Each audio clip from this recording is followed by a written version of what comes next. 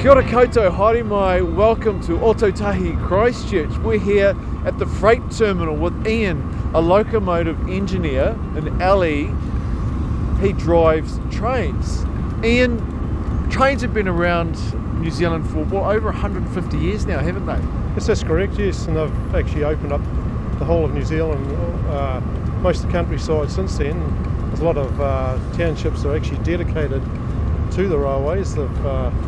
Their livelihoods are built around it, such as little places like Aotearoa in the South Island up by Arthur's Pass, and there's numerous other places throughout New Zealand.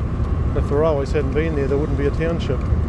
Yeah, so a really crucial part of, I guess, building Aotearoa, almost as we know it today, in terms of where we can go and where people live, and it's one of the key parts of that was transporting freight.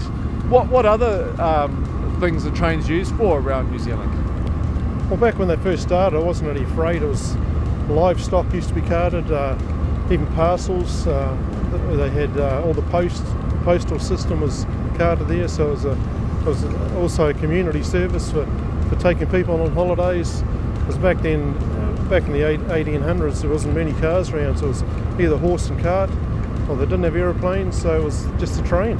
But they're still so effective, and behind us, as you can see, is what's known as a DX locomotive. Now these are massive engines that drive these and can pull huge loads, can't they? Yeah? So you're looking at a 3,300 horsepower locomotive, the mainstay of the locomotive fleet in the South Island. We can pull up to 2,600 tonne with them. They have in the past in trials taken 3,600 tonne on coal train trials we've done, so there's huge potential for them to cart up to that sort of tonnage. So tell me again what that horsepower was? 3,300 horsepower on these ones. 3,300, so how many trucks would that be in terms of power output? Probably looking at about, depending on the tonnage here, that you're going to pull behind it, you're taking about 150 trucks off the road. So 150 trucks, so that's a really good comparison to think about how powerful these engines are. And when you say take trucks off the road, I guess that's quite a good thing in terms of sustainability, isn't it? Well, it's not only that, but it saves a lot of fuel for the country.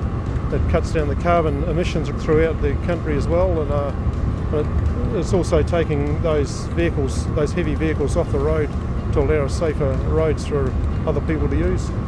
Yeah, right. And of course, a big, powerful unit like this needs a lot of stopping power, and that's what we're going to have a look at next.